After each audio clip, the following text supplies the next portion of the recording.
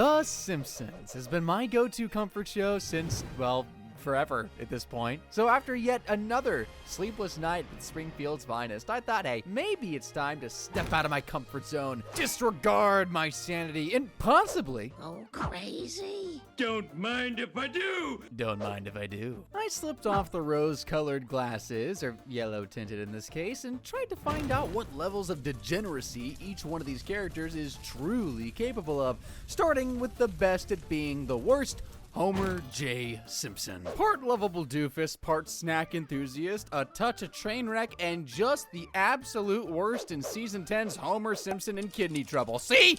Even the title of the episode knows he's the culprit. Oh, yeah, that would look so good on me. Sure, buddy. So everything's off to a good start in my favorite TV families on a road trip to a Wild West-style ghost town. It's so sweet of you to take us out like this, homie. 3 cheers for your father. Hip, hip. Mom, don't. Hip, hip. We heard you the first time. Hip, hip. Hey, I'm trying to drive here. The gang's excited by the promise of hootin' and hollerin', rootin' and tootin', and my favorite, tumbleweeds. Suddenly they're faced with this fork in the proverbial road. Hey, Dad, that light says check engine. Tape must have fallen off. There, problem solved. Ah, homie. Bless him for trying, but you can't just cover up all your problems with duct tape. Trust me, I tried. The car breaks down shortly after, and homie panics when he clocks that it's right in front of the Springfield retirement castle, where Grandpa lives. Poor old fella's pretty chuffed, because he thinks the family actually remembered his birthday. He remembered my birthday. Start, can you? Start! Happy birthday to me! Which they didn't. Homer begrudgingly lets him join the trip. Kinda sweet, I guess, right? Right? Homer checks his watch, set on making good time. 2 hours go by, and they arrive at... Bloodbath Gulch. Interesting. Founded by in 1849 and serviced by express riders who could bring in a fresh from St. Joe in 3 days. A family-friendly ghost town that sounds like a Norwegian black metal band. Turns out the blood here is mostly metaphorical, or at least I hope so, given how weird this place is. Let's just say Amsterdam's red light district would blush. Do we have to listen to you? No, you don't, but if you have any interest in history... I'm done. The family's having a good time, at least. Homer's display of lewd behavior gets him on a wanted poster. They almost watch a man drown, and Grandpa's getting blackout drunk. Just run-of-the-mill Simpson things. Can't get a good sarsaparilla like this back in Springfield. They're leaving the ghost town when Abe makes this rather reasonable request. Can I go to the bathroom before we leave? Gotta get home. Turns out, getting drunk really fills up the bladder. Homer's not having it though, ignoring every single rest stop along the way. Can I go behind a tree? What are you, an animal? Even when they pass the world's biggest toilet, he just keeps his foot on the gas. Grandpa's practically pleading for his life at this point, but Homer, clearly embracing his dark side, just flat out refuses. Cut to later when, surprise, surprise, But I might explode! You just sit back and relax. I'm not gonna let anything happen to my old dad. Oh, dear God. This man's kidneys have exploded. There's nothing left. Homer! Bro! What the act? On his birthday? I mean, who needs a present when you got the gift of a life-threatening situation? Yeah, that's what happens when you get older. It's one of those natural things. Beautiful in its way. Actually, his kidneys were fine yesterday when he had his annual checkup. Excuse me, doctor. I think I know a little something about medicine. But Homer is given a chance to do something right. He agrees to save his dad's life, which got everyone doting on him for this selfless act. I blame myself for this. We all blame you. Come on, Doc. There's gotta be something I can do to help my dad. Well, you could give him a kidney. A kidney? Okay, fine. Feeling like a hero, he swings by Moe's to bask in the praise, and then it dawns on him. Selflessness means he has to give up, well, himself. No! And that's when things start to unravel, until Marge, bless her heart, appeals to his good side. Well, giving him a kidney is a wonderful way to show him how you feel. I'll do it. But if I die during the operation, will you do one thing for me? Anything, sweetheart. Blow up the hospital. Well, it's in there somewhere. The time comes for the transplant. Just as I'm thinking my dude's finally gonna do the right thing, he straight up ditches the hospital and leaves Grandpa hanging.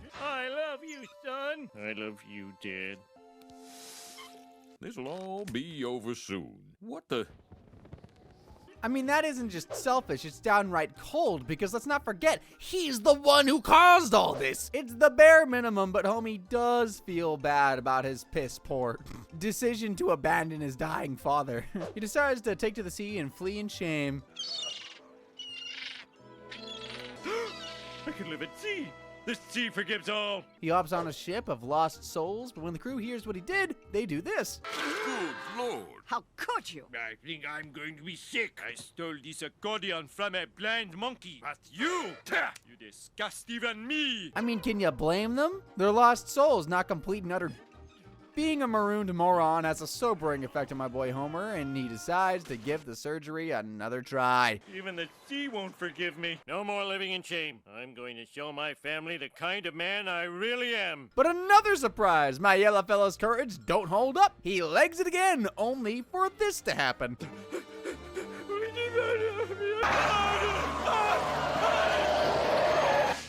Boy, Yeah, karma's not subtle on this one. Homer wakes up all set to apologize, only to find out that they just went ahead and took his kidney while he was out cold. Ha! Probably not as cold as the shoulder my girl Marge Simpson dishes out in Mother and Child Reunion. She straight up cuts Lisa out of her whole life. I know Marge is usually just a mama bear trying to do her best, but sometimes her best can look a lot like pressure. Lisa, I told everyone you're going to make your pick today. This is the greatest moment of my life. Drum roll! A lot of pressure. The episode starts with a flash toward the future, and Marge is practically bursting with pride as she wakes up a grumpy 17-year-old Lisa. Rise and shine! Mom, please. I was asleep. Today's the day you're gonna find out what colleges you get into. Marge 3D prints pancakes, and Lisa joins everyone at the breakfast table as Abe tells her that she's the family's last and only hope. Talk about pressure. our family's last and only remaining hope. Putting on a little pressure there, Grandpa? Just that you're the only worthwhile Simpson since ever. I'm counting on you to find the cure for everything that's gonna kill me. No pressure. Lisa's crying in the car on their way to school because she's having some doubts about going to college. When Bart asks her why she studied so hard instead of having fun, she goes into montage mode.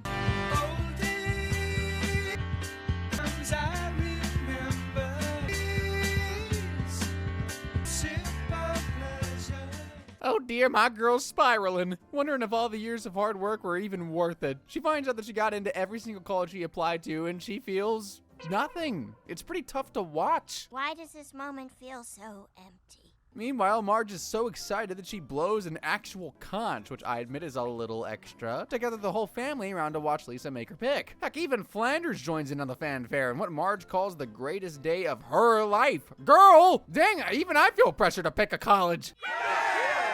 Congratulations, Lisa. Which one are you going to choose? Bob Jones, Bob Jones, Bob Jones. I'm not going to college. I kinda have a feeling Marge won't take kindly to that response. What? Quit joking. Lisa, you can't do this. We're counting on you. And call me the Oracle, because I was right. In fact, she does that thing that moms do where they get concerned instead of angry. And that is very concerning. As I listen to her emotional plea, I can't help but think that it's not even about college anymore. It's about Marge's own dreams for Lisa. It makes sense that 17 years of overachieving has left Lisa underwhelmed and burnt out. But instead of just letting Lisa breathe, she pushes her even harder. But could you have decided you didn't want to go to college before 10 years of me driving you to saxophone lessons, SAT prep, college tours of colleges you were never gonna go to? And there's the storm beneath the quiet that I was very concerned about. My blue-haired gal's having a full-on wig out. Now that Marge has played bad cop and sad cop, she comes through with a bit of good cop and tries to bribe Lisa with freshly baked brownies. I would have folded right there. But Lisa has what the kids call integrity and proudly sticks to her guns. I'm not going to college. All my life, I did what I thought other people wanted me to do. Now I'm doing what I want. She attempts to have a rational conversation with Marge. This then leads to Marge making this rather telling confession. No college? No kids? How dare you lead the life I wish I'd led? Finally, the truth. Lisa explains that she's exhausted and needs space to think. I'm burned out. I'm so burned out. I just need some time to think. After that, Marge pulls what I'm quite sure is some type of Machiavellian power move and tells her to go talk to, get this, Flanders. TBH, he actually gives her some solid advice and tells her to get a job. Get a job. Learn the pride that comes with getting your own paycheck. Of course, the dignity of work. Marge thinks Lisa's week of working a minimum wage job will make her change her mind about college. I have no regrets. I have no regrets. I have no regrets. God, that job sucks. Now you're finally going to college, right? No, not ever. But Lisa, femme icon that she is steadfast and determined. So she starts cooking. I'm not gonna learn. I'm gonna teach. I'm gonna start an after-school program, individualized and accessible to children who fall through the cracks. And it's delicious, I tell ya. Probably. Nothing makes more sense than this. And you know what? Lisa does what she always does and just throws down academically. Her school becomes a huge hit, eventually turning into a franchise with 100 locations.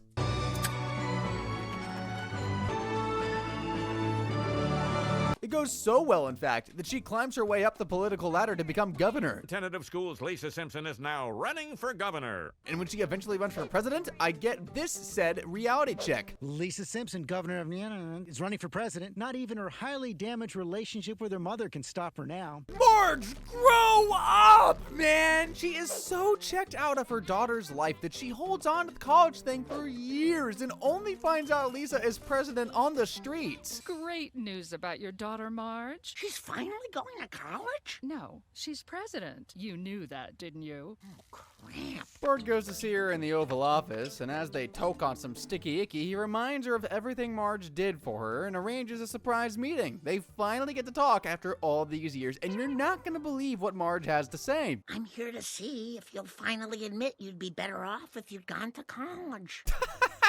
Really, dude? Really? Are you crazy? You still can't admit you were wrong. Let me tell you something, lady. After all this time, Marge is not winning any Mother of the Century awards anytime soon. Luckily for the pair, a mother translator comes in clutch and they finally settle their differences. All the respect and love I have for people came from you. That's nice to hear. I love you so much. I love you. Oh. Oh, would you look at that? A mother and child reunion. Exactly like the title. I just love it when things come full circle. And speaking of full circle, sometimes the good guys end up crossing a few lines of their own. Yes, I'm looking at you, Lisa Simpson. She's the smart one, the heart of the family, kinda. Always striving to make the world a better place. And this is why I was shocked to learn what Lisa's capable of when jealousy rears its ugly little head. In Dude, Where's My Ranch? Let's just say, she really messes up. I look forward to it. I hate you. We kick off with the family caroling around Springfield. They seem to be singing on the lawns of the town's less savory residents, and one of them even threatens to sue them for copyright. Cease and desist! You are forbidden to perform that song without paying royalties to the copyright owner. Nobody owns Christmas carols. For caroling? This inspires Homer to come up with a jingle belter of his own. He's playing at Moe's when it attracts the attention of David Byrne, the iconic lead singer of the post-punk legends, the Talking Heads. F-L-A-N-R-D-S. I'd like to see his house go up in flame. Excuse me, I've been researching indigenous folk music of Springfield, and I couldn't help overhearing your delightfully cruel hate song. I'm gonna need a moment. He presses a record with Homer, which becomes a colossal hit. You don't have to move your feet, just hate Flanders to the disco beat. E-R-S. Here's slow white bread. The smiling mustache kid. So big a hit, in fact, that the family gets tired of hearing it, and they decide to go far away. Hey, Dude Ranch. And there's no radio or TV, so we won't have to hear your song. Or we could go to Walter Gropius's Bauhaus Village. Listen, I am a peak nerd. I haven't touched grass in years, but I'm not going to a village dedicated to an early 20th century functional German design movement for a holiday kind of nerdy. So I don't blame the family for choosing to go to a dude ranch. Oh, yeah! Krabby Hayes, get with the program. I'm sick of this horse slapping and cow taunting. This whole ranch is appalling. It's built on a legacy of cruelty to animals and oppression of indigenous people. Lisa isn't quite vibing with the ethics of a ranch built on cruelty to both people and animals, so while the family enjoys various ranch activities, Lisa reads and sulks. Hey, if it ain't broken. As she heads off to her room for more sulking and reading, she meets Luke Stetson. Hold it right there. Mama Rattlesnake will be mighty sore if you scrambled her youngin'. Luke Stetson. A handsome young cowboy with a conscience. He invites her for a horse ride, and without missing a beat, my girl says, I'm sure she'd be happier without someone sitting on her back all day. Well, I'm sorry you're not interested, because I need somebody to help me hang these no hunting and free Tibet signs. Aw, I think. Later, Marge and Lisa are in the hot tub and my girl's got questions. She lets it slip that Luke is 13, which Marge thinks is way too old for her 8-year-old little girl. He's really sophisticated for a 13-year-old. What-year-old? This does not stop them from making beautiful music together, though, under the soft glow of a starry night sky. Want to play a little longer? It's only 10, and the moon is awful big.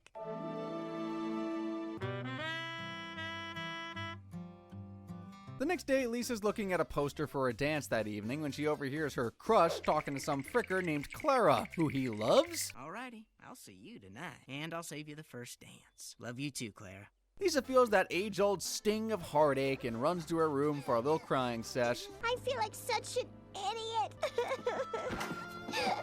Later, she's doing a little mopey meander on a mare in the meadows when none other than Clara rides on by, asking for directions to the ranch. Quicker way to the ranch is that shortcut. Thanks, darling. See you at the dance.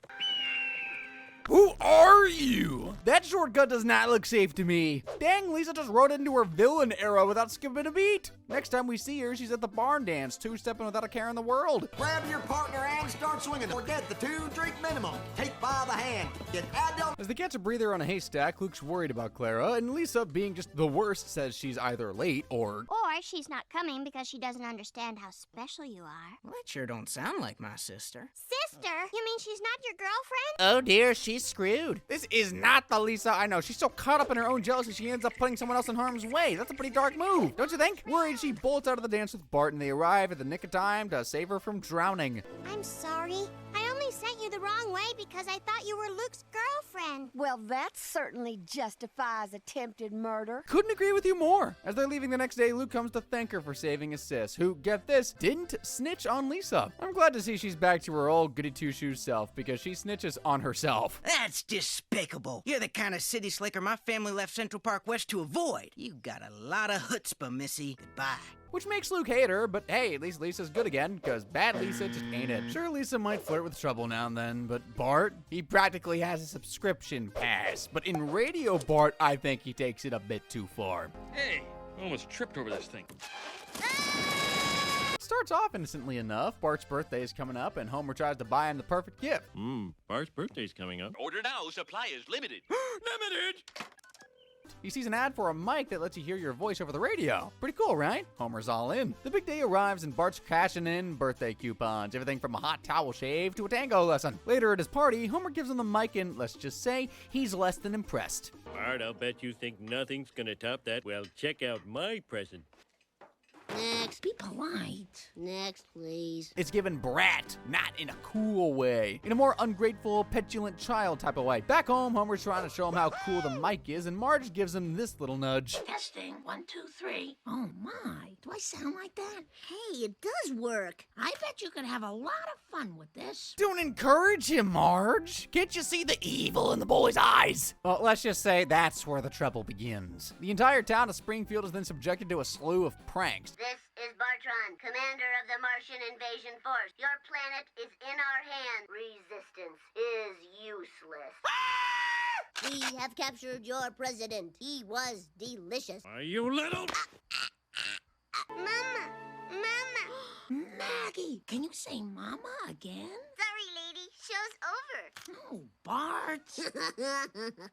I dreamed I was married to Corey, and we lived on a pony farm, and Corey was always walking around with his shirt off. However, the real trouble begins when he decides to lower the radio receiver into a well and pretend to be a boy named Timmy O'Toole, stuck in the well. Help me, please! I fell down the well!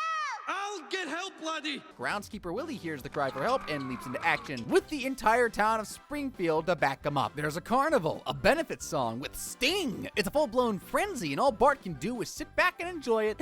That is until Lisa clocks this. Drop that microphone. Drop it, boy.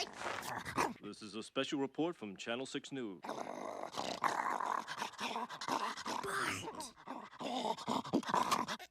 I was trying to my foot off. Why, you little... Maybe Homer's right about him. She tries to warn him, but no, the boy's rotten to the core and too cocky to listen. Bart Simpson. The thought of a boy trapped in a well brought out the kindness and love of the entire community. When they find out you've been fooling them, they're gonna want to cut you up with rusty razors. She reminds him of one tiny detail. He labeled the radio in the well with a property of Bart Simpson sticker. And how are they gonna find out? The police will catch you sooner or later. The police?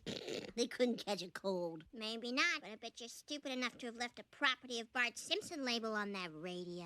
To avoid getting into a mountain of trouble, Bart needs to head down the well and retrieve the radio. So he waits for the coast to clear, ties a rope around a tree stump, and starts making his way downtown to the depths when suddenly the unexpected happens.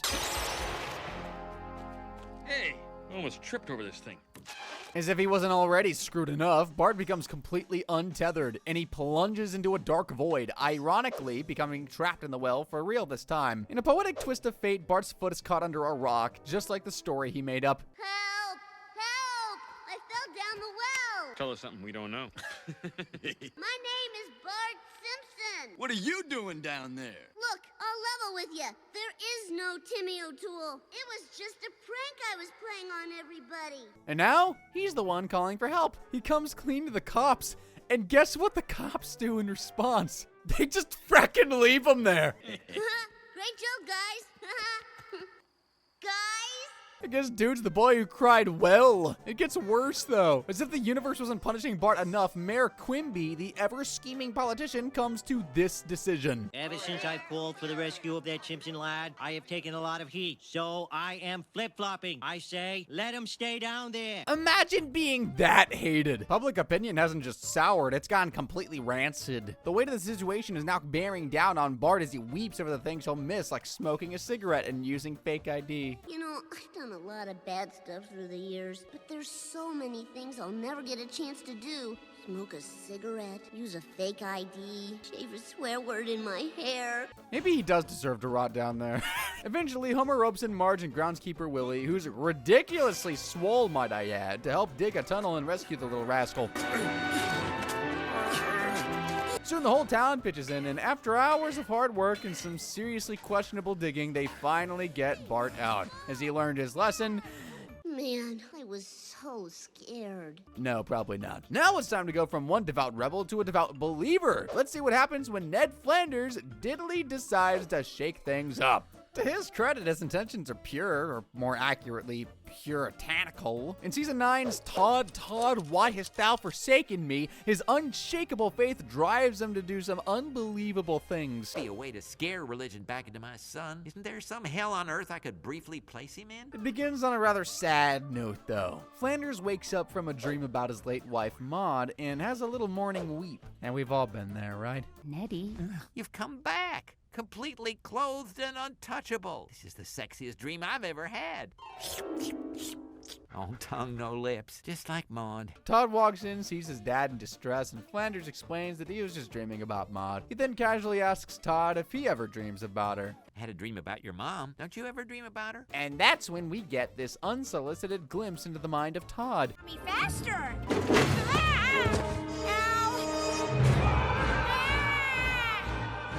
What's wrong, Todd? And oh boy, is it a mess in there. He confides in his dad, telling him that he can't even remember what his mom looks like. Flanders says he's got a video of her somewhere and takes his boys downstairs. As they watch, Rod comments on how nice their mom was, and Ned says that she still is. Mommy was so nice. And she still is, Rodley Dodley. How do you know? Have you heard from her? Then he goes on to break down the concept of faith to them. Todd says his math teacher told him believing anything you can't prove is crazy. My math teacher said believing in something without proof is crazy. And this sends Ned spiraling. You think the coat of many colors was crazy? Noah's Ark and the Holy Ghost crazy? Don't tell me you're doubting Balaam's talking ass. He said the ass word. He must be deeply triggered. Later, Todd rewatches the video on his own and asks his mom for a sign. It's at that moment that his faith begins to crumble. Cut to church on Sunday, and Reverend Lovejoy asks all the young guns to come to the front and spit some bars about baby JC. Then the Reverend passes the mic to Todd, who first refuses. But Lovejoy pressures him into doing it anyway, who then has this to say. Thanks for nothing. My mommy's dead and she's never coming back, and I don't believe in God anymore. Yeah. After Ned faints, we cut back to the Flanders' home, where things are a little tense, to say the least. Son, let me put this gently. We're all going to hell! You opened the doorway to disbelief in God's own house! Ned's absolutely losing it. He does what any rational person would do, and FaceTimes the Reverend? Later that evening, he begs God to punish Todd, you know, his grieving son. Lord, please punish my boy thoroughly, so he may once again believe in thy divine mercy. The next morning at breakfast, Todd doesn't say amen after the prayer, and what's Ned's solution to his young son's crisis of faith? Todd Flanders, I cast thee out. Wow, rule number 1 of parenting, Ned. You do not cast your 8-year-old son out. Doesn't make it better that he wants Todd to experience hell on earth, so he forces him to live with the Simpsons until he gets his faith back. Because that's a totally normal way to handle a kid struggling with his mother, your wife's death. He does call Marge to say it's only for the night, but still. Lisa tries to comfort him by teaching him about Buddhism. Consider the Buddha. He brings peace from within. He loves yoga and Yoda. He's lost weight. That'll do it. Ah, big shocker. The kid's too sad to hear about any type of God. Despite this, he's a pretty good house guest, to say the least. He cleans up Bart's room, greets Grandpa. Hi, Grandpa Simpson. You're talking to me directly? Even my Alexa won't do that. The only problem comes later when Homer's trying to get a little frisky with Marge, and she says, Can't. Not with Todd in the house. Oh, we've had kids in the house for 10 years. Not that one. He's used to silence. He'll hear us. No, he won't. Yes, I will. Gotta get rid of that kid. Now, my boy Homer can handle a little heresy, but he draws the line at getting blocked. So the next morning, he tries to rejuvenate Todd's faith in the Lord by scribbling a badly drawn portrait of Jesus on some toast. Oh my goodness! The face of our Lord and Savior in a humble piece of toast? Clearly no human could have made this. But Todd's not falling for it. Later, Marge and Homer are struggling to find somewhere out of earshot so they can, you know. I hear you. What doesn't that little twerp hear? I heard that. But the kid's got the hearing of a barn owl. Homer takes Todd to the park for an ice cream to try and get him to at least pretend he's got faith, leading to an exchange that's responsible for at least 69% of my morning weeps. Because my mommy's gone and never coming back. You know how that feels? Oh, do I? Oh, no, don't relive it, don't! Uh-oh, someone's unraveling. Homer has a flashback to his pretty tumultuous childhood. This makes him have a breakdown as well, and he legs it to the pub where Mo pours him a shot of motherless child. And who walks into the bar but Ned Flanders? I'll take one too. What? Just give me a drink. Homer and Ned guzzle down a few, and that social lubricant kicks in. Later, as they're stumbling home from the pub, they get hit by a car and wind up in heaven. Welcome to heaven. Oh, Lord. It's just as beautiful as I pictured it. Yes, both of them. Turns out their bodies are both lying in a coma, and everyone's really worried. Marge, being the true blue champ that she is, manages to get through to Todd by just being real with the kid and giving him some solid motherly advice. Do what your heart tells you. I'm not really sure what's happening, and I'm really sad, and I need help. Just like that, Flanders and Homer are back in their bodies, and Todd's got his dad back. Homie. Dad! Doughboy! Yay! I believe again! 2 lives saved by prayer. It's a heartwarming moment for the family. But now I turn to Mr. Burns, the heartless man who wouldn't know warmth if it slapped him in the face. What can I say? It's Montgomery Planagana Chickagluber Burn. I can't say his fracking name. Dude's just the worst. When it comes to bad guys, he doesn't just take the cake. He is the cake. He's the whole pie chart.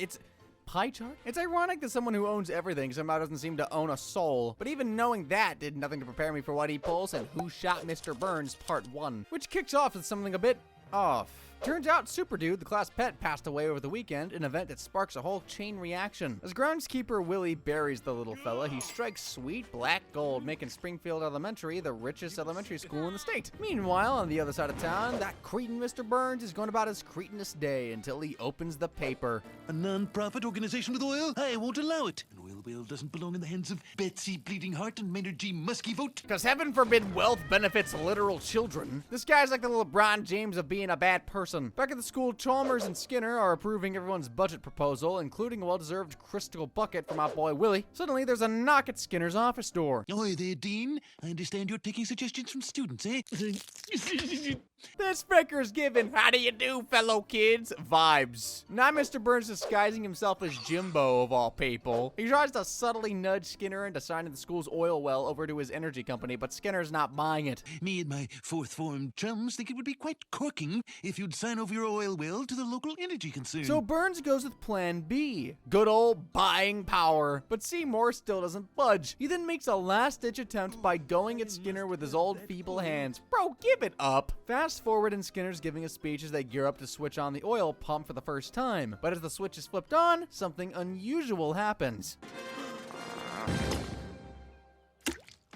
There's no pressure. Someone else has tapped this well. Ay, caramba. Hey, that's Bart's line. Speaking of blatant theft, Burns has used his drilling company to divert the line from the school's pump to his own. This criminal maneuver wreaks all manner of havoc as the drilling messes up Bart's treehouse and injures poor Santa's little helper. The fumes are so bad that Moe's Tavern has to close. Grandpa's retirement home collapses and the school's bankrupt. Burns stands by a literal pile of cash, and Smithers asks him if he's satisfied with defeating, well, everything. Burns lets him know that he isn't even done yet. No, not while my greatest nemesis still provides our customers with free light, heat, and energy.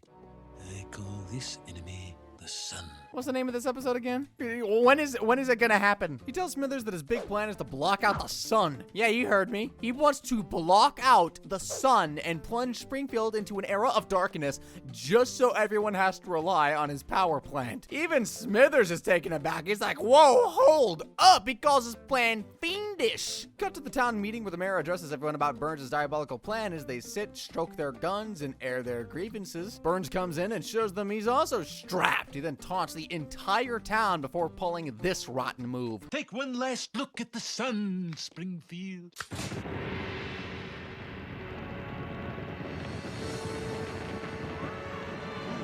Is it just me, or is this guy auditioning to be the new Satan? Because plunging a whole town into darkness just screams Beelzebub or something, dude. As Burns basks in the fluorescent streetlights, the target on his back glows with more vigor. After all these years, things are finally starting to go my way. I feel like celebrating. Mr. Burns is giddy walking down the street when he's lured into a dark corner because there's more of those now. A struggle ensues, followed by a lone gunshot. Burns stumbles out from the shadows. Hey, man, are you okay? Won't dignify that with response.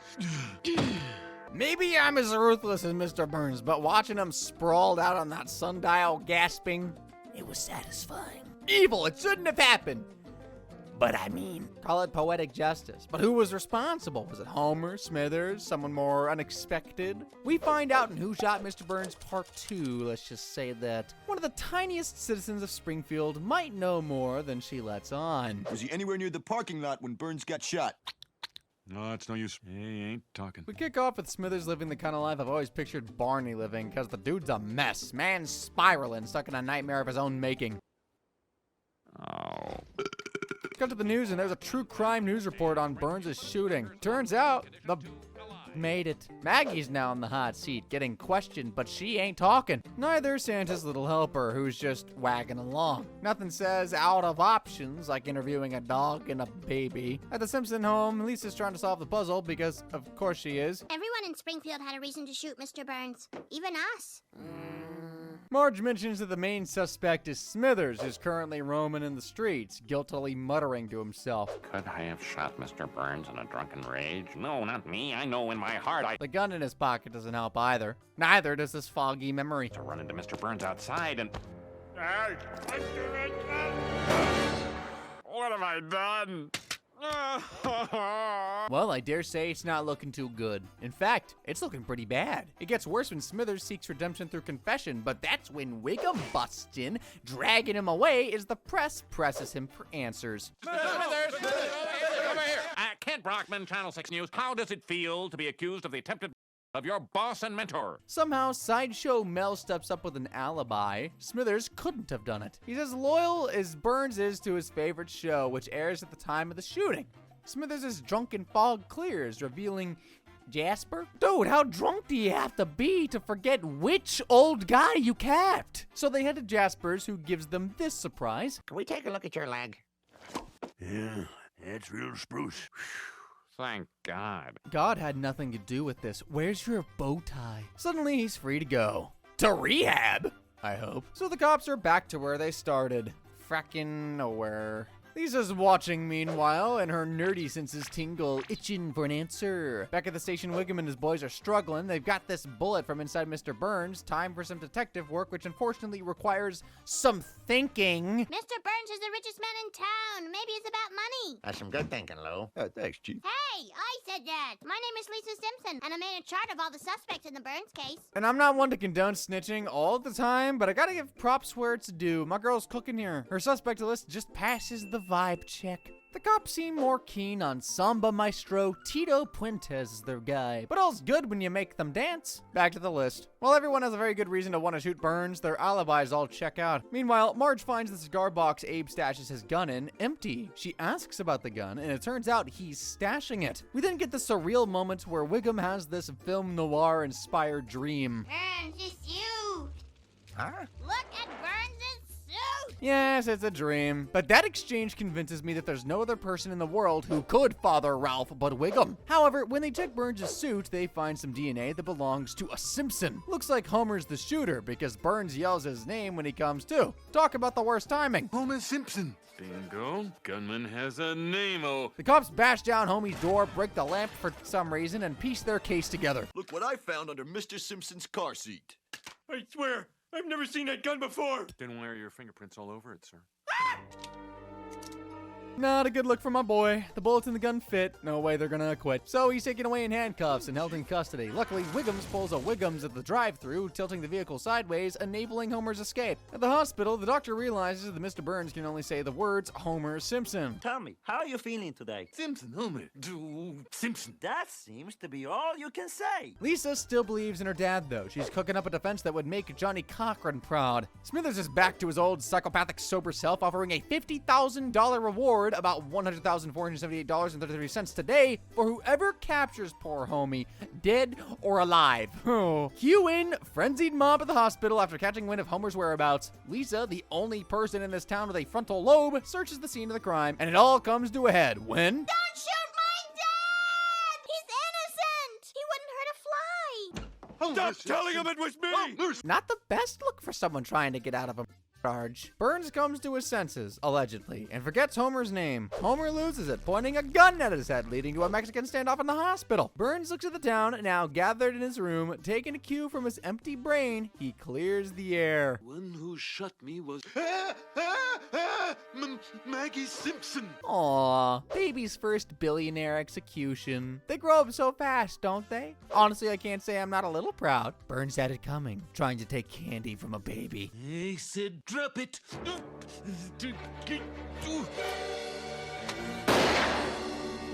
He just picked the wrong baby to mess with. Maggie don't play, but up next is someone who's made a career out of clowning. Krusty's a mess on a good day, but Kamp Krusty takes things to a whole new level. It's painfully clear why it's Krusty's worst offense. This was a really crappy camp. Can I say crappy on TV? Yes, on this network you can. Is it true you attempted when you heard the news? Bart and Lisa can't wait to head off to Kamp Krusty, a trip they can only go on if they pull a C average. And by they, I mean Bart, because my boy's academically challenged. If I don't get at least a C average, I can't go to Kamp Krusty. Have a delightful summer.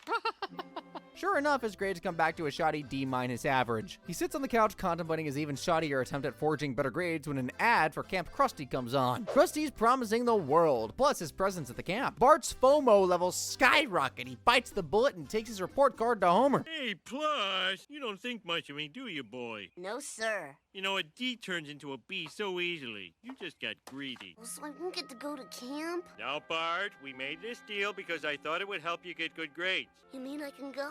Yeah. That'll teach him that his actions have no consequences. The next day, the kids get on the bus and wave goodbye to their parents. And it is here we spot the first red flag when the rickety bridge to the camp barely holds as the bus crosses it, promptly collapsing right after. Krusty's idea of a summer retreat is giving hellscape. Remember how the ad said Krusty would be there? Spoiler alert, he's not. That's red flag number 2. What's the third flag, you're asking? Well, brace yourself. I've turn things over to my bestest buddy in the whole wide world. Mr. Black. I want you to treat Mr. Black. with the same respect you would give me. Now here's Mr. Black. Wow, that's more dark omen than a red flag. Like the giant serpent that slithers out of the cabin they're meant to call home for the next few weeks. Bart may believe in Krusty's seal of approval, but it's clear that Krusty is just a clown, but in a bad way. That evening, the kids are sitting around a fire roasting pine cones. Yeah, pine cones. When Kearney throws gasoline on the open flame. Dude, what? Just when I think it can't get any worse. Here's your cabin. If you don't like it, TS.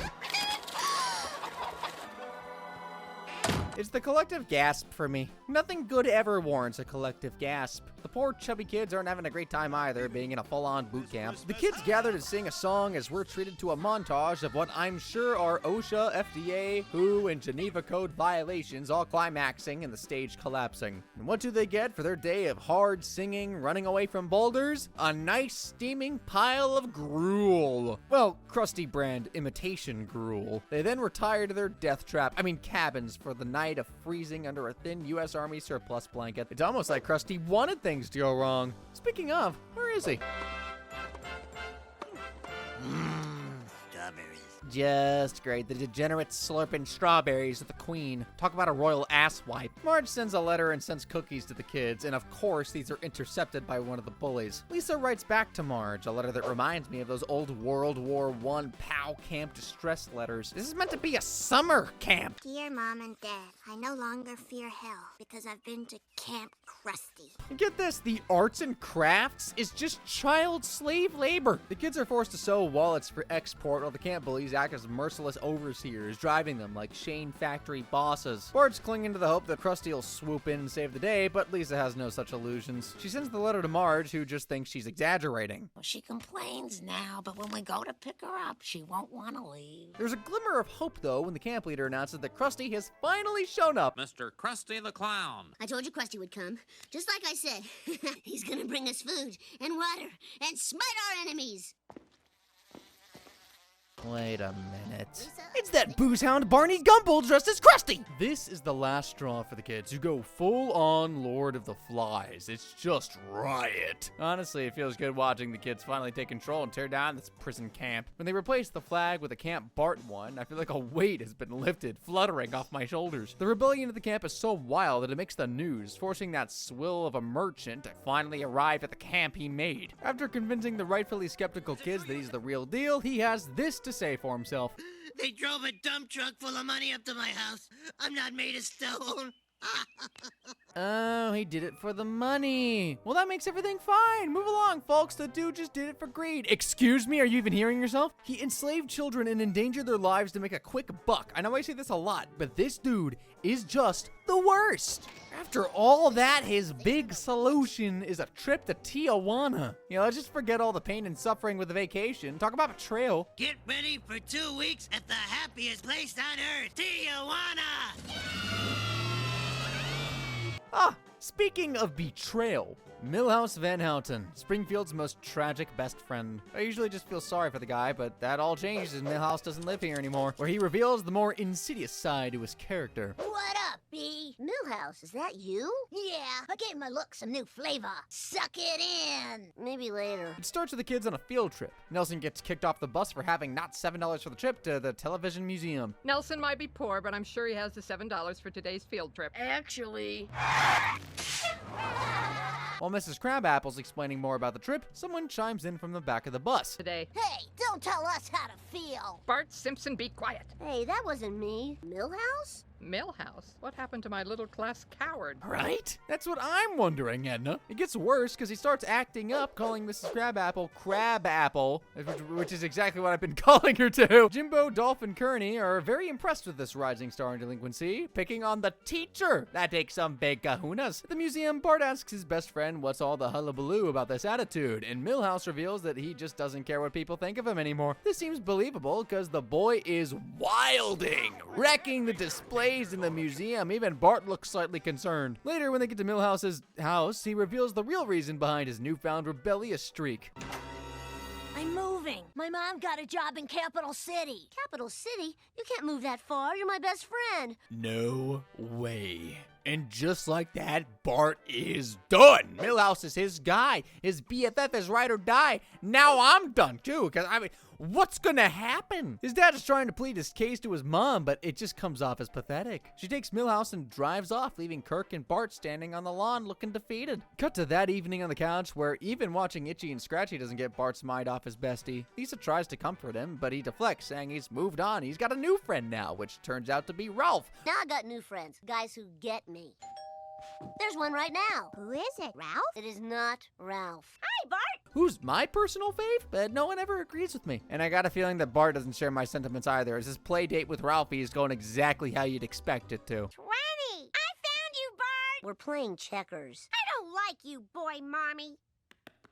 Would you look at that? He hurt my boy's feelings. Not cool. Needless to say, this arrangement isn't quite working, so the next day we see Bart at the airport about to embark on a flight to Capital City to see his pal. The plane's made out of wood, but that shouldn't get in the way of his true bromance. But you know what might? Milhouse's makeover. Dude's dressed like Timu Run DMC with a big gold chain and an awful bleaching of his hair and eyebrows. The doorbell rings and Milhouse's new gang of friends enters. What up, M-Life? Milhouse, this isn't you. Bart takes him aside and says that this ain't him, but Milhouse explains to him that this is his only chance of being cool. And then he asks his friend who flew hundreds of miles to see him this. Please, let me give you a wedgie in front of these guys. No way. Please, I'll be gentle. Fine. Wedgie!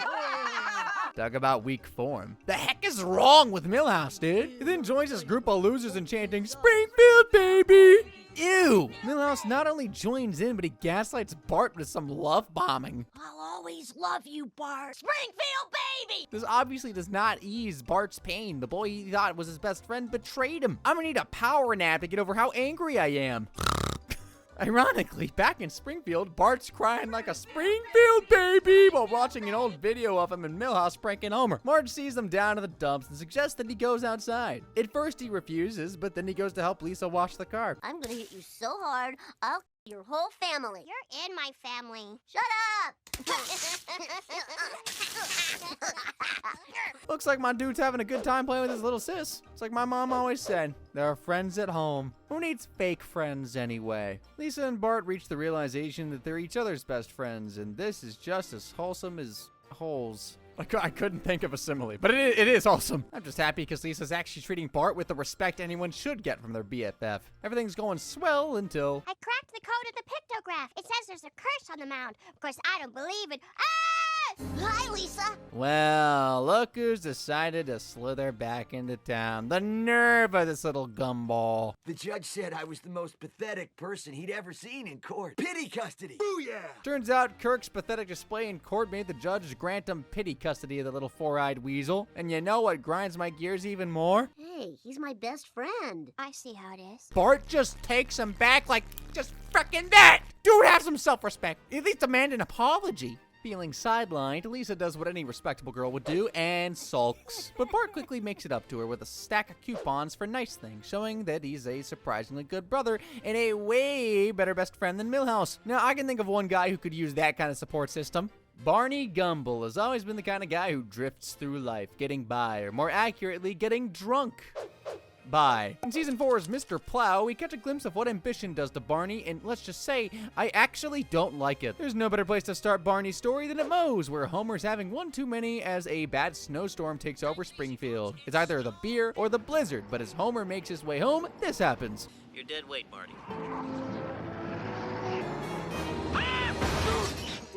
Name one other person who's capable of totaling both family vehicles in one shot. I'll wait. I told you, I'm serious. I'm waiting. I got time. We're over half an hour in this video. You're not going anywhere. It's okay, neither am I. That's right, you can't think of any. If you actually thought of someone, leave it down in the comment section below. I'm pretty curious. The next day, after some minor insurance fraud, Homer's on the lookout for a new automobile. He tries a Slavic dealership before taking the family to the Springfield Auto Show. They mill about, checking out some displays. They even run into Adam West, voiced by Adam West. You know, the guy who plays Adam West in every single Adam West adaptation, including Batman in 1966. Anyway, while trying to make a subtle exit from West's yarns of the good old days, days, Homer stumbles upon a snowplow. He knows he can't afford it with the insurance money, plus he has to talk it over with Marge first. But the salesman makes this rather compelling pitch. I really should discuss this with my wife. Your wife? What, do you think I'm gonna buy a $20,000 truck just because you make that noise? I'll take it. Nothing like a dose of toxic masculinity to drive some questionable decision making. Go to the next day and Marge is understandably furious. Determined to prove her wrong, Homer decides that he's gonna use the plow to make the money back he recklessly spent. He prints out flyers and naturally makes one last, slightly impulsive purchase. A jacket emblazoned with his new title, Mr. Plow. He's placing the flyers under the windshield wipers of parked cars when a gust of wind blows them away. As he watches his hopes scatter in the wind, literally, who should be there to console him but his old drinking buddy Barney, who's doing a flyer hustle of his own. Homer digs deep and finds another, less moral way to get the word out about his plowing business. Dear Lord, in your infinite wisdom, you know the number to call when you need a plow is Klondike 53226. This is really low. Not as low as my low prices. Reverend Lovejoy deserves some kind of Understatement of the Year award because this is just downright wretched. But hey, bro's gotta eat. That's why he buys an ad spot on All Access TV. Homer was cooking with the ad because my dude starts plowing every snowy driveway in town. The retirement home, the school, you name it. Eventually, Homer becomes so successful that Mayor Quimby gives him a key to the city. Barney's pretty indifferent to Homer's success until he sees Moe give Homer a beer on the house because he's that much of a hero. Here you go, Mr. Plow. A beer on the house. Barney, looking bleak, says he wishes he was also a hero. And Homer's quite the solid friend because he gives him a motivational speech, which Barney must have taken to heart because the next day Homer sees this. What's it? What that? Hiya, Homer! Talk about a slap right in the face. The Plow King. You weren't even trying. Now, look, I get it. He's trying to make a living, but this is just scum. He's not just taking the snowplow idea. He's taking the whole identity. He's literally plowing him right in the ass. He goes so far as to make an ad with Linda Ronstadt calling Homer a loser and a drunk. When the snow starts falling, there's a man you should be calling. Mr. Plow is a loser, and I think he is a boozer. The nerve to be completely factual. Wait, didn't this all start because technically Barney wanted a free beer? That is some sheer hypocrisy. And I don't stand for hypocrisy. Justice. It's one thing to compete in business, but it's another to attack someone's character. Granted, Homer may have inadvertently ruined Barney's life. Want a beer? All right, just one. It'll get you off my back.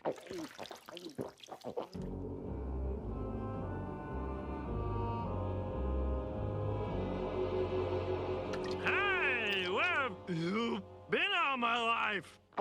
But we've already talked about Homer 1,000 times. This is about Barney, who's just stealing all of Homer's customers, his business, even his key to the city. But Homer's not just one to take this sitting down. He's got a bit of fight left in him. So he tricks Barney into taking a job at Widow's Peak. The whole thing starts as a plan for petty revenge, but as the avalanche hits, I'm not gonna lie, I start feeling kind of bad for Barney. And life ruiner or not, so does my boy Homer, who risks his own neck to do the right thing. Barney! Homer, you saved my life, and I'm not gonna forget it. From now on, we'll be partners. Barney, that's great. As much as I really want to believe in Barney's loyalty, he's blackout drunk throughout this entire thing, so who knows what he's really remembering here. Just as he and Homer agree to join forces, the sun comes out, melting away their big plans. And just when I thought I'd seen Springfield's worst betrayers, there's someone else waiting in the wings, waiting to kick things up a notch. Moe Sislock, Springfield's grumpiest bartender. Here's a guy who's always struggling to keep Moe's Tavern afloat, doing just enough to scrape on by. In Flaming Moe's, I got a front row seat to watch Moe's loyalty go up in flames, and you can too for the low price of keep watching. Hey, this drink is delicious. What do you call it? Well, it's called a Flaming Moe. It's called the Flaming Moe. Homer watches late night TV while Lisa has all her friends over for a sleepover. Your brother is so gross. You should smell his room. They're cackling, tormenting Bart, and even giving Maggie a ridiculous makeover. All the racket drives Homer to his happy place. That's it, I'm out of here.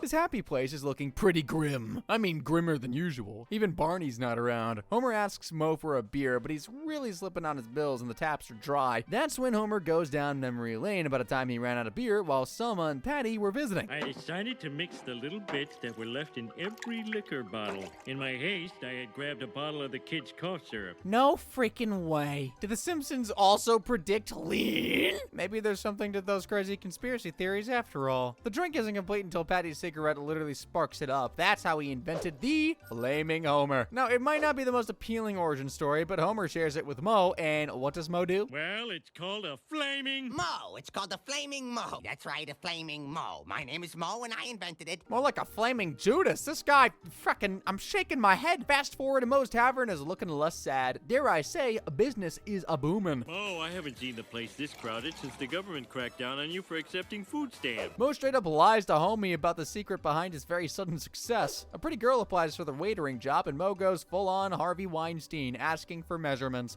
Which is just, gross, man. The betrayal really hits home for Homer when Moe refuses to sell the recipe to a rep from a famous restaurant. Good for you, Moe. Only an idiot would give away $1 million idea like that. Oh. Poor, sweet, naive, trusting Homer. Turns out a rare moment of clarity from a town drunk can have a surprisingly sobering effect. And the saddest part, Homer's not even mad at Moe, just disappointed. That cuts deeper, doesn't it? I'm literally flaming with anger. Meanwhile, people are lining up down the block just to get a taste of a drink my boy Homer invented.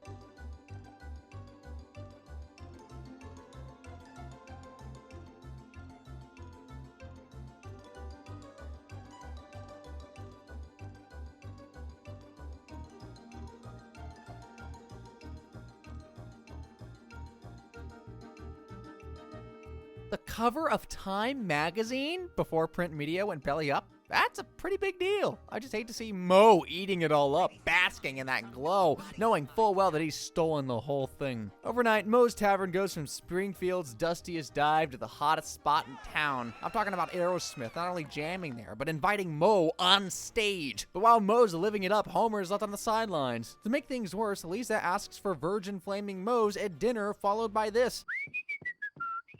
Take that off this second. Jeez, Bart. Talk about a lapse in familial loyalty. I mean, we weren't talking about that, but if we were, then yeah, that's it. Marge, true to form, advises him to just go there and talk to him, so Homer navigates his way through the crowd, avoiding one particular frisky patron as he makes his way to the bar. When he finally catches sight of Moe, he has this to say. How could you do this to me, Moe? This bar was going under, and it was the drink I invented that saved it. If there was any justice, my face would be on a bunch of crappy merchandise. I don't see a single lie. And you know how Moe responds. He says the old cliche, it's nothing personal, just business. Can you believe this guy?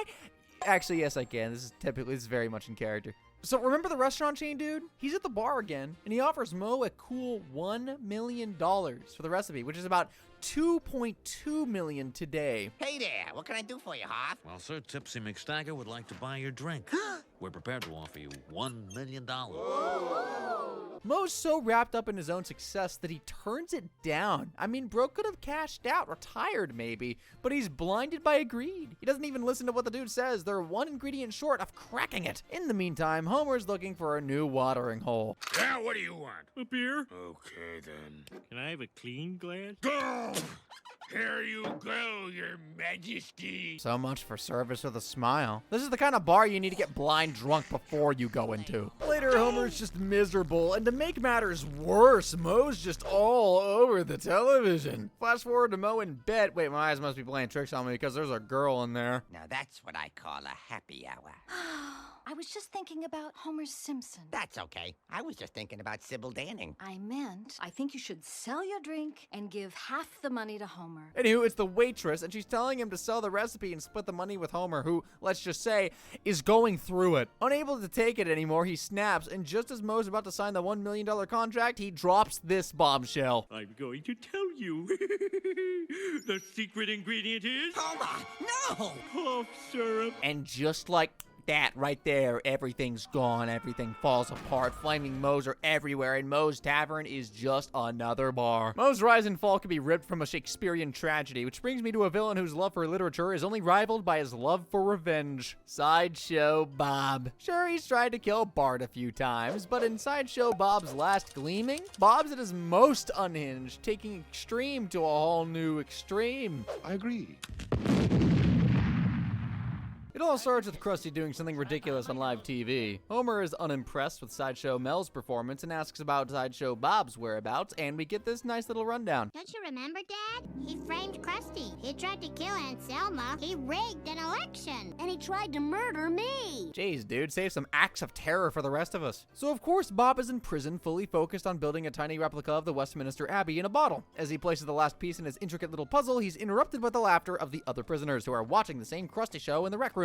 I can almost feel Bob's contempt radiating through my screen. For him, TV is everything wrong with the world, a symbol of mindless distraction. Wait until he sees TikTok. It seems his contempt for everything that isn't high culture also extends to the upcoming air show they're prepping the airfield. Buzz-cut Alabamians spewing colored smoke from their whiz jets to the strains of Rock You Like a Hurricane? What kind of country fried rube is still impressed by that? Criminally insane or not, the man's got away with words. Later, as he tries to fall asleep, his cellmate interrupts him by watching a portable TV on the top bunk. This might just be the last straw, because the next day after work detail, Bob is nowhere to be found. Wiggum, being Wiggum, somehow lets this slide. Where's Sideshow Bob? He ran off. Oh, great. If anyone asks, I beat him to death, okay? Right. The air show's off to an uneventful start. Homer's stealing beer, Milhouse is having father and mother issues, while Bob's hatching up an evil concoction. He somehow manages to impersonate a high-ranking Air Force colonel, and to this day, I still can't figure out how he pulled that off. Authorization code? Son, this is Colonel Happablap. That fool McGuggett sprayed runway foam all over Chuck Yeager's Acura. Now get down there with the chamois triple time. But, Colonel, I'm under strict orders. Sweet Enola Gay, son. Get moving or I'll tear you up like a Kleenex at a snot party. Right away, sir. I'm gonna go out on a limb here and say acting. He used the evil power of theater to fool his enemies. The crowd's all gathered to watch the show, and Sideshow Bob somehow got his hands on a 10-megaton nuclear warhead. He's laughing menacingly, which I'm guessing is not a good thing. Hey, at least it's an educated guess. Everyone's in the bleachers watching the Air Force flex and having a good time. Jump jet! That is, until Sideshow Bob appears on the big screen and announces, I've stolen a nuclear weapon. If you do not rid this city of television within 2 hours, I will detonate it. Quite ironic how he used a giant television to communicate his ultimatum to get rid of television. Think about that for a second. Bob, in a town full of people who wronged him with a nuclear bomb, he's no longer just Sideshow Bob. He's a full-blown super villain Bob. Afraid we're out of options. Television must go. May God have mercy on our souls. It's crazy how Bob would have gotten away with it if he just waited for the internet. I just feel that sense of doom creeping over Springfield. Except for Krusty, If I could only stay on the air, I'd have 100% of the audience. who sees this as an opportunity. If he's the only one left on the air, he'll have the entire audience to himself. Only Krusty would see a nuclear threat and think, ratings. Meanwhile, Lisa's trying to get Bart out of the base when he hears the Colonel talk about Bob's high-pitched voice. Lisa, being the smartest person in any room, really, figures that Bob's hiding somewhere filled with helium. Somewhere like the Duff Blimp. Here, Bob switches through the channels. Ecstatic that it's all static until... Stand by for an urgent bulletin. Hey, hey! Krusty the Clown is back on the air. 12 hours a day. The only game in town. Really, dude? Risking everyone's lives for this? To Bob, this slapdash improvised show is proof of how far TV has fallen. He's finally had it. He's caressing the red button on the detonator when Lisa and Bart come into the blimp and try to talk some sense into him. Sideshow Bob, being far from sensible, does this. Don't you see? That would be taking the easy way out.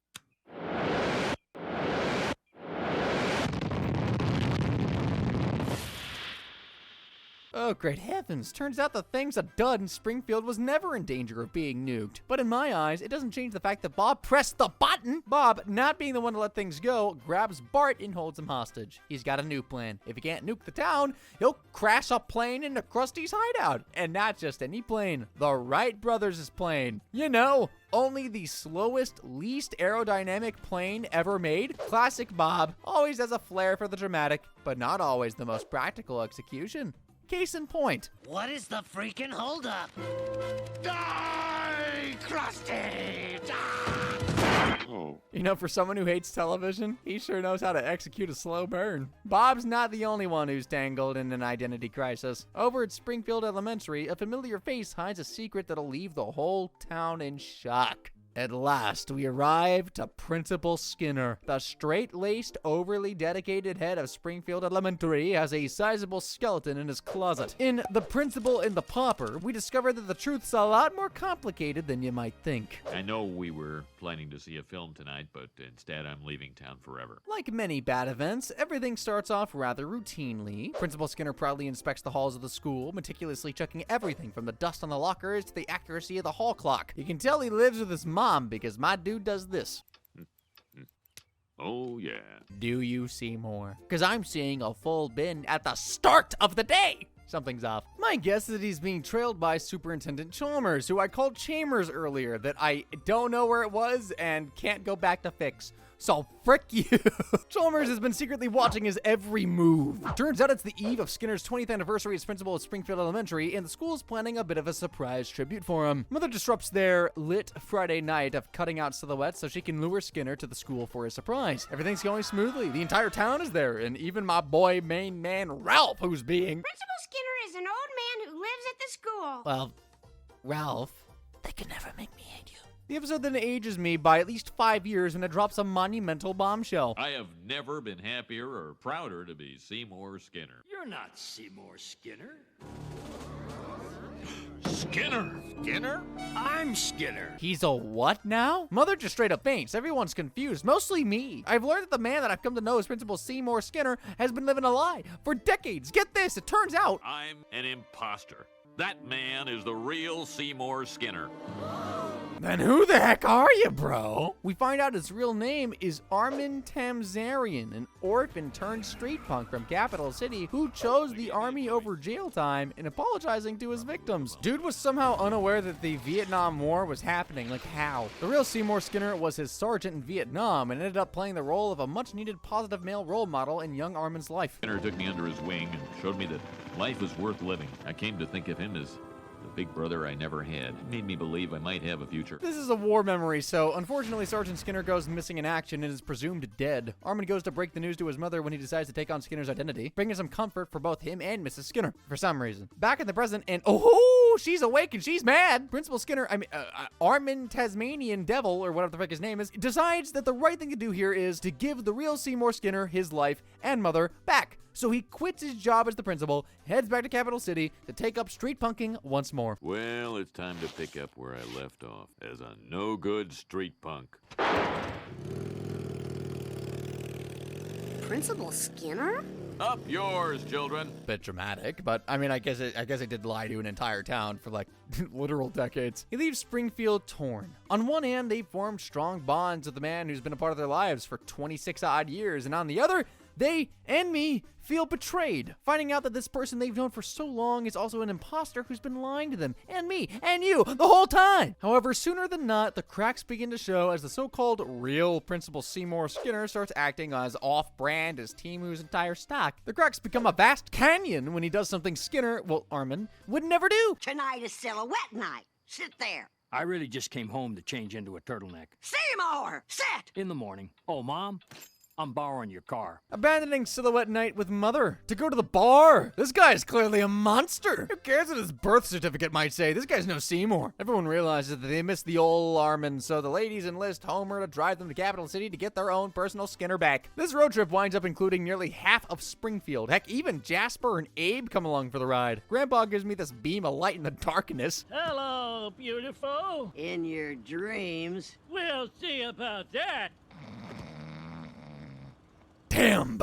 Grandpa's got that nursing home whiz. They finally get to Capital City, where Mrs. Skinner uses the power of mom voice to convince Armin to return to Springfield. The townspeople decide, imposter or not, they prefer the Seymour that they know and love, even though he kinda is the worst here. In the end, the real Sergeant Skinner is forced to leave town, while Armani T remains as Principal Skinner, teaching me that it's okay to commit identity fraud, as long as you don't miss silhouette night.